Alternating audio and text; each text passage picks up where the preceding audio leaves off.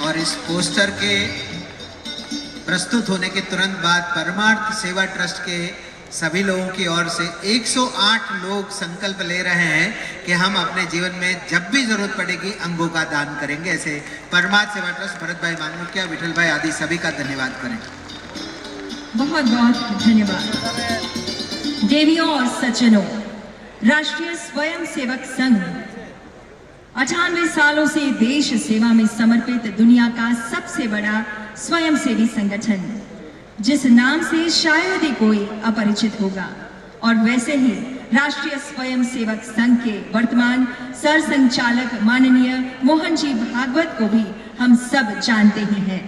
नागपुर के पास चंद्रपुर के निवासी वेटरनरी साइंस में शिक्षा के बाद 1974 से अपना जीवन राष्ट्रीय स्वयं सेवक संघ के प्रचारक के रूप में देश को समर्पित किया।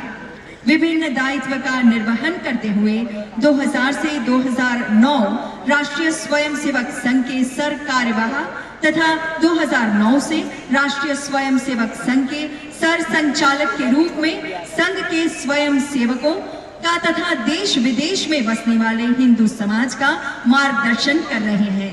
ऐसे परम सम्माननीय आदरणीय श्री मोहन जी भागवत से सादर अनुनय करते हैं, कृपया हम सबका मार्गदर्शन करें। आइए जोरदार तालियों से हम आमंत्रित करें आदरणीय श्री मोहन जी भागवत को।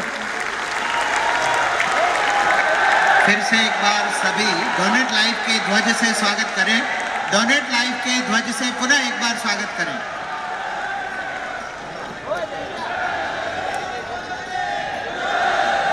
भारत माता की, भारत माता की। मंच पर उपस्थित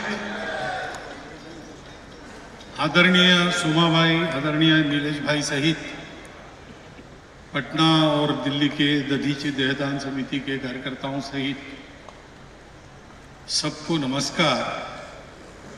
सर्वप्रथम दोनों तरफ जो अंगदाता परिवार बैठे हैं, वास्तव में वो देवता स्वरूप है।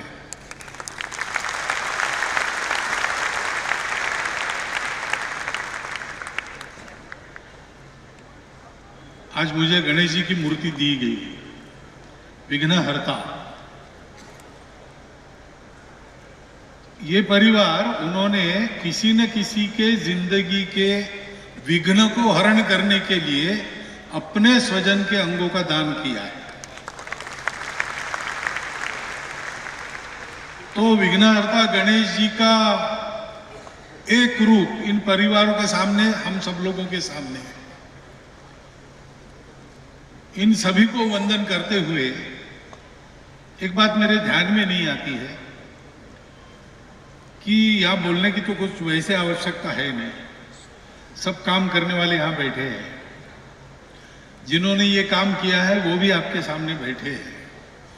जिनको उसका लाभ हुआ है उन्होंने भी काम करने का संकल्प और ये काम होना चाहिए, इसकी पूरी दलील आपके सामने रखी है। इसके पीछे कृति होने के कारण इसका प्रभाव पर्याप्त है और किसी को बोलने की आवश्यकता है नहीं। परंतु आपके मन में एक प्रश्न न आए कि इन सब काम करने वालों में ये अकेला बिना काम किए क्यों बैठा है, वो ऐसा प्रश्न आपके मन में न आए, इसलिए मुझे एक ही काम दिया था इस कार्यक्रम में बोलने का, वो मैं कर रहा हूं।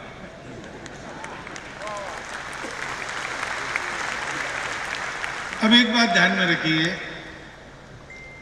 कि थोड़ा इस कार्यक्रम में हम लोग अपने जोश को जरा नियंत्रण में लाएं। ये काम होश में करने का काम है, सोच समझकर करने का काम है। दोनों की आवश्यकता रहेगी, होश की और जोश की भी। स्वतंत्रता प्राप्ति के पहले हमको लड़ना था विदेशियों से, गुलामी से मुक्त होना था। वो तो ऐसे मानने वाले नहीं थे, तो जिसको जो मार्ग अच्छा लगा उस मार्ग से गुलामी के विरुद्ध संघर्ष हमारा चला। शस्त्र हाथ में लेकर क्रांतिकारों ने किया, चरखा हाथ में लेकर गांधी जी के नेतृत्व में समाज के करोड़ों लोगों ने किया। किसी ने समाज के सुधार के द्वारा उसको किया, लेकिन हर व्यक्ति उस समय स्वतंत्रता के लिए मैं क्या कर सकता हूं ये सोच के काम करता था, और काम लड़ने का था। इसलिए उस समय नारे लगे, वो नारे प्रसिद्ध हो गए। वंदे मातरम तो मंत्र स्वरूप बन गया, वो आज भी हमें प्रेरणा देता है। स्वतंत्रता के बाद अब दूसरा कोई है नहीं, हम ही हमारे लिए जिम्मेवार हैं। हम स्वतंत्र हैं, हम अपने मन से अपने देश को चलाते हैं। तो होश में जब सोचते हैं तो अब हमारे देश के भक्ति का स्वरूप क्या होगा, तो भगिनी निवेदिता का एक वाक्य याद आता है कि देशभक्ति की अभिव्यक्ति स्वतंत्र देश में नागरिक जीवन के रूप में प्रकट होती है। लड़ाई तो बंद हो गई, अब तो बनाना है, संवारना है। लेकिन किसको संवारना है? तो हमारा देश है, हम सबको संवारना है। स्वतंत्रता के बाद देश के सरकार पर अपनी जिम्मेवारी सौंप के हम शांत बैठे, ये तो उसे होगा भी नहीं और ये उचित भी नहीं, क्योंकि प्रजातंत्र है तो प्रजा देश को बनाएगी। तो देशभक्ति का स्वरूप क्या होता है? तो देश यानी क्या होता है जिसकी भक्ति करें? तो एक तो मातृभूमि है, उस मातृभूमि का एक एक कण हमारे लिए पवित्र है, उसको स्वतंत्र रखना, फलता फूलता रखना। इस देश का जल, जंगल, जानवर, ऐसा कहते हैं सामान्य भाषा में, बड़े लोगों की भाषा में, इस देश की बायोडायवर्सिटी, इस देश की प्राकृतिक संपदा, इसका संरक्षण, संवर्धन, ये दूसरा आयाम है। लेकिन सबसे महत्व का आयाम जिससे देश के स्वरूप का राष्ट्र में रूपांतरण होता है, वो है देश का जन, यानी हम सब लोग। ये जन ठीक चले, जन वैसे डिक्शनरी में देखा जाए तो जन यानी लोग हैं। तो कहीं भी भीड़ दिखी तो आप उसको जन कह सकते हैं क्या? नहीं, ये जन शब्द शास्त्रीय शब्द है। पीपल कौन है? कोई भी नहीं, लोग नहीं। तो जो आपस में जुड़े हैं, मातृभूमि के पुत्र के नाते आपस में जिनका भाईचारा है, भारत के हम सब लोग एक हृदय हो जाए, भारत जननी एक हृदय हो, ऐसा एक गीत है। ये देशभक्ति है। और अगर हम एक हृदय है तो किसी हृदय की पीड़ा हमारे हृदय में भी, हमारे हृदय वीणा के तारों को झंकृत करेगी।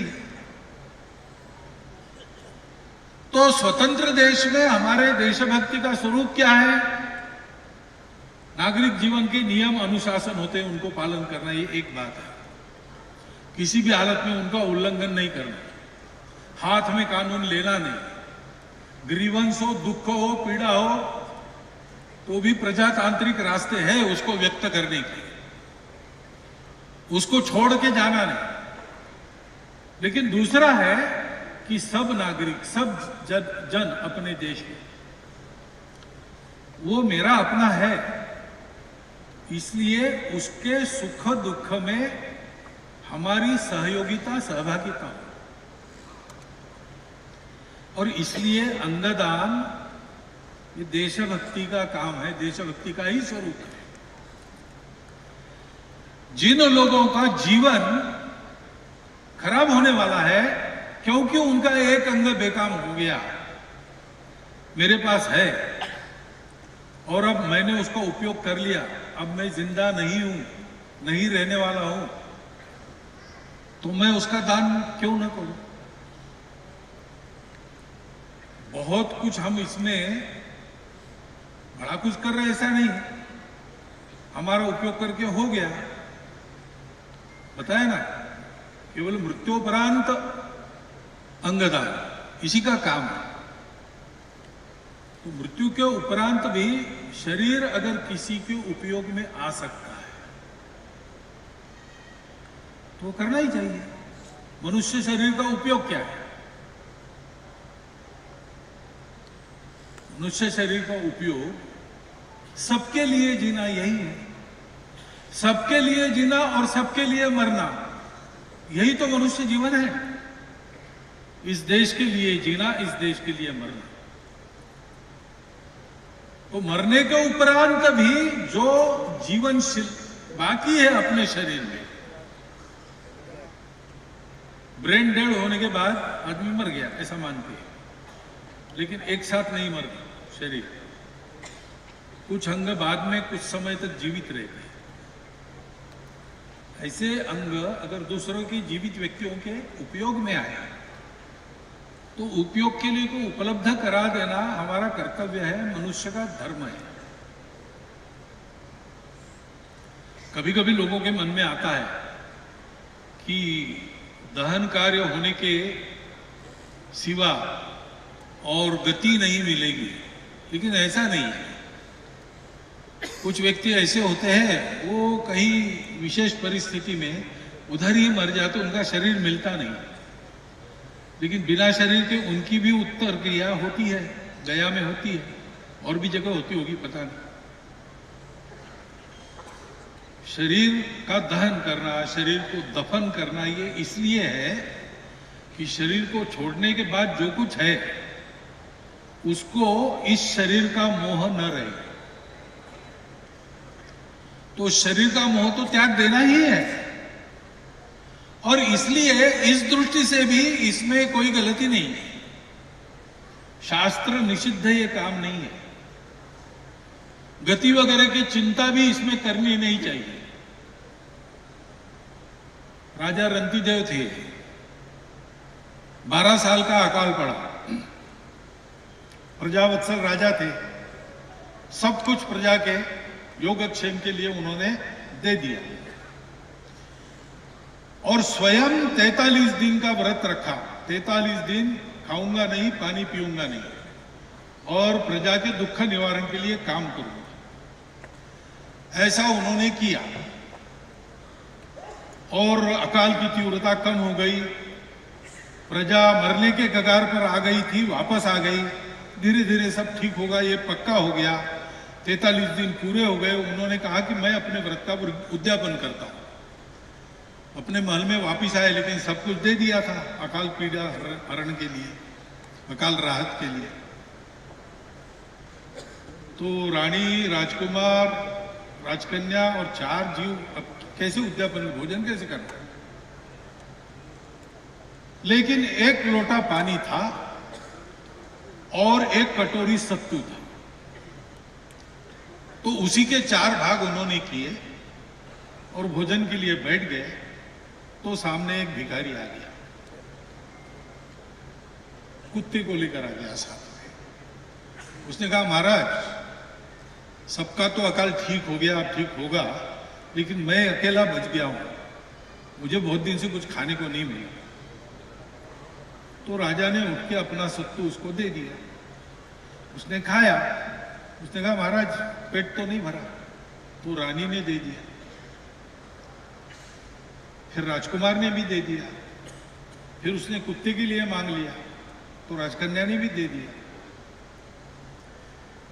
बाद में फिर उसने कहा प्यास लगी है, तो 3 कटोरी पानी वो पी गया और चौथी कटोरी राजकुमारी की कुत्ते को पिला दी।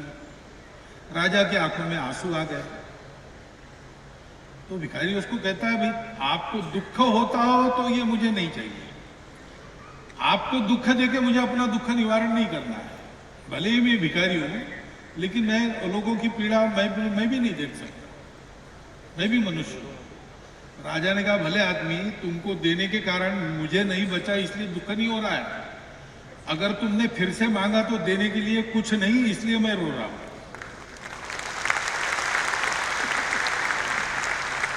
तो कहते हैं कि वो भिखारी, वो कुत्ता अंतर्धान हो गए, इंद्र प्रकट हो गया। उसने कहा कि तुम्हारी परीक्षा ले रहा था, तुमने इतना पुण्य किया है कि अब तुम चारों को मेरे साथ सदेह मुक्ति के लिए स्वर्ग चलना हो। हाँ, होश होश होश होश, ये नारे देने की बात नहीं है। तो क्या हुआ, राजा रंतिदेव ने कहा मुझे मोक्ष भी नहीं चाहिए, इसलिए वो श्लोक प्रसिद्ध है, न त्वहम कामये राज्यम न स्वर्गम न अपुनर्भवन कामये दुख तप्तानाम प्राणिनाम आरती नाशनम। दुख से पीड़ित ऐसे लोगों का दुख दूर करना इतनी ही मेरी इच्छा है। हमारे देश में मानव जीवन के आदर्शों में राजा रंतिदेव जी का जीवन, और इसलिए मानव धर्म का पालन भी है। देशभक्ति तो है ही, मनुष्यता का जीवन ऐसा होता है। और इसलिए मैंने देवता स्वरूप कहा, ऐसे ही नहीं कहा, भाषण में अलंकार जोड़ने के लिए नहीं कहा। संतों की उक्ति है मराठी में, जे का रंजले गांजले त्यासी म्हणे जो आपुले, तोची साधू ओळखावा देव तेथेची जाणा। जो दुखित पीड़ित लोग हैं उनको अपना मान के उनकी सेवा करने वाले जो है वो साधुजन है। भगवान को वहीं पर उन्हीं में देखो। और ईश्वर को, नर को ईश्वर बनना है, मनुष्य जीवन इसके लिए है। नर को नारायण बनने के लिए मनुष्य जीवन मिला है। जन्म जन्मांतर की यात्रा उसके लिए होती है। तो कैसे बनता है? तो ये कहा है, न ही जन्मना, जन्म से नहीं बनता है, न ही प्रजया, खूब बड़ा परिवार करने से नहीं होता है, न कर्मणा, अच्छे अच्छे काम यानी कर्तृत्व, उससे नहीं होता है। त्यागेन एकेन अमृतत्व मानुष। आप जितना देंगे उतने बड़े बनेंगे, और सब कुछ दे देंगे तो भगवान बन जाएंगे। और ऐसे देते हैं कि जिससे देते हैं वो भी दे जाते हैं। यानी मैं दे रहा हूं, मैं देता हूं, मुझे देना है, तो इसमें जो मैं है वो है देने वाला, मैं दे रहा हूं, उस मैं को भी दे देते हैं। ऐसा जो दान होता है वो मनुष्य को भगवान बनाता है। यहां दधीची देहदान वाले हैं, दधीची ऋषि की कथा तो सबने सुनी है।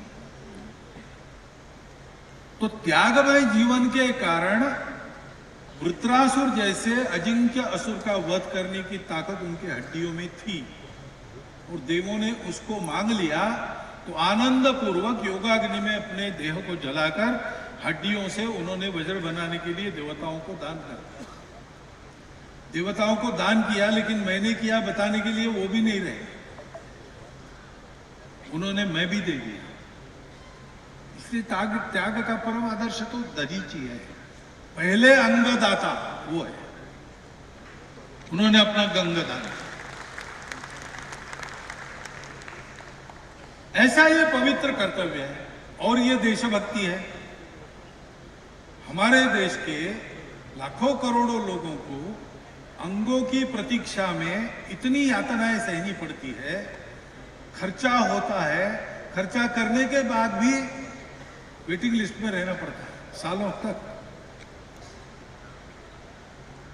स्वतंत्र देश में अपने देश की आवश्यकता कोई इंग्लैंड अमेरिका पूरा करने वाला नहीं, वो हमको करनी है। हम इस पथ पर बढ़ चले हैं, एक एक कदम आगे डाल रहे हैं, हम अपनी आवश्यकताओं को पूरा करते करते दुनिया की आवश्यकताओं को भी पूरा कर रहे हैं आजकल।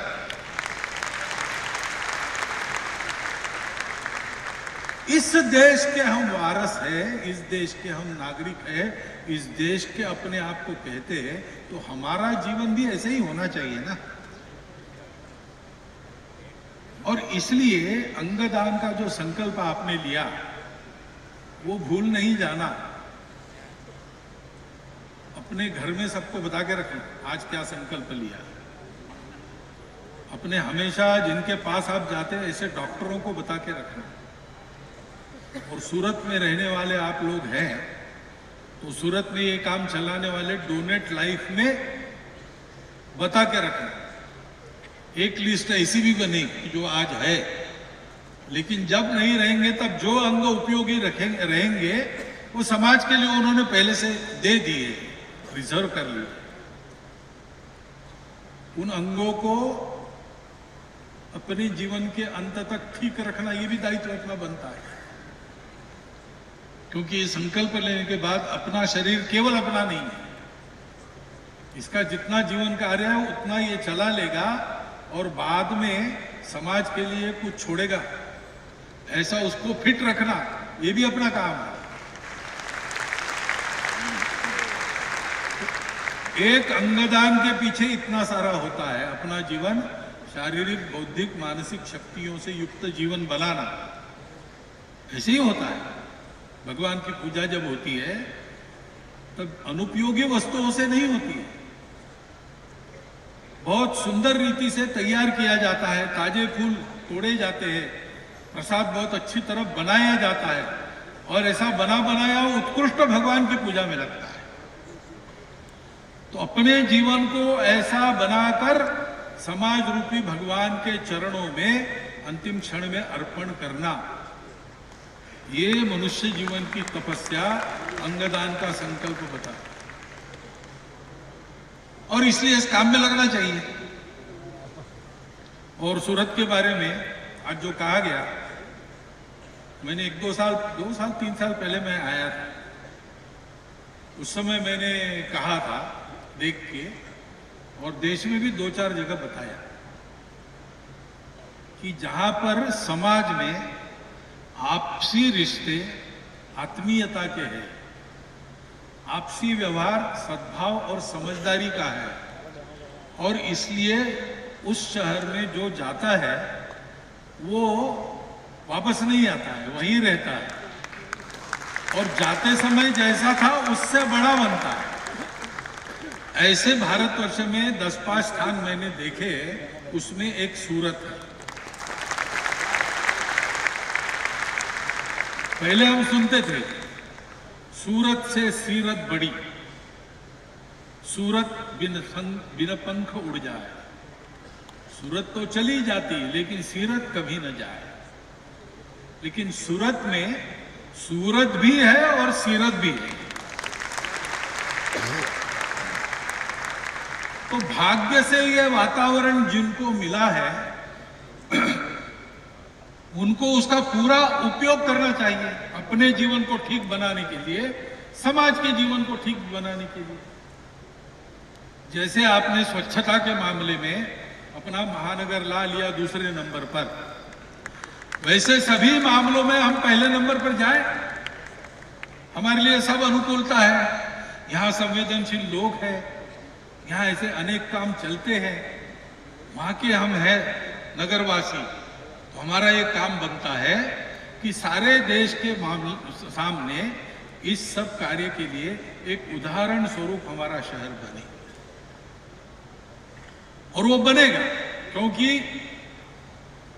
ये नागरिकों के पहल से ये काम शुरू हुआ है, संवेदना के कारण शुरू हुआ, आशा लेकर शुरू नहीं हुआ है, पर दुख कातर होकर शुरू हुआ है। उस दुख का अनुभव जिन्होंने लिया है उन्होंने किया है। तो ऐसे जब काम शुरू होता है और समाज के इतने लोग जुड़े, अंगदाता परिवार है, इतने सारे डॉक्टर लोग काम कर रहे हैं मन से, अनेक प्रकार की बातें करनी पड़ती है। प्रशासन भी कितने बातों में जुड़ गया है, जल्दी से जल्दी अब एक जगह से दूसरी जगह पहुंचाया जाए। ग्रीन कॉरिडोर, सबसे अधिक ग्रीन कॉरिडोर यहाँ बनी है, वायु मार्ग से, स्थल मार्ग से। तो ये सारा जनता, शासन, प्रशासन सबका मिलकर सहयोग खड़ा होता है, तब काम होता है। हमने कोरोना में ये अनुभव किया है। कोरोना में जैसे सारा देश उठकर खड़ा हुआ एक, और सबने कुछ ना कुछ किया, जितना जिसको बनता था सबने किया। तो दुनिया में कोरोना से सबसे अच्छा लड़ने वाला और विजयी होने वाला भारत देश है। ऐसा भारत सब मामलों में बनाने के लिए अग्रवर्ती कौन रहेंगे, उसमें सूरत का नाम आना चाहिए। ऐसी यहां स्थिति है, ऐसी आपकी शक्ति है। उस शक्ति को उपयोग में लाने का एक अनुरोध करता हूं। मुझे विश्वास है कि आप ऐसा करेंगे, क्योंकि करने के लिए जो कुछ आवश्यक है वो आपके पास है, ये आपने दिखा दिया। इसको आगे बढ़ाइए। इसको आगे बढ़ाते समय जहां जहां आपको सहयोग लगेगा, वहां वहां हमारी जितनी ताकत है उतनी ताकत के साथ हम आपके साथ खड़े, हम भी करने लगेंगे। यहां भी ये हो रहा है, अन्यत्र भी ये होगा। बहुत जगह स्वयंसेवकों ने ये काम पहले शुरू कर दिया है। हम सब लोग ऐसा काम करने वाले एक व्यूह बनाकर चले, बैनर की लड़ाई ना करें, झगड़ा ना करें। अच्छा काम है, जो जो करेंगे उन सबको हाथ लगाना, जो जो करेंगे उन सबका हाथ थामना, और सबने मिलकर देश को आगे बढ़ाना।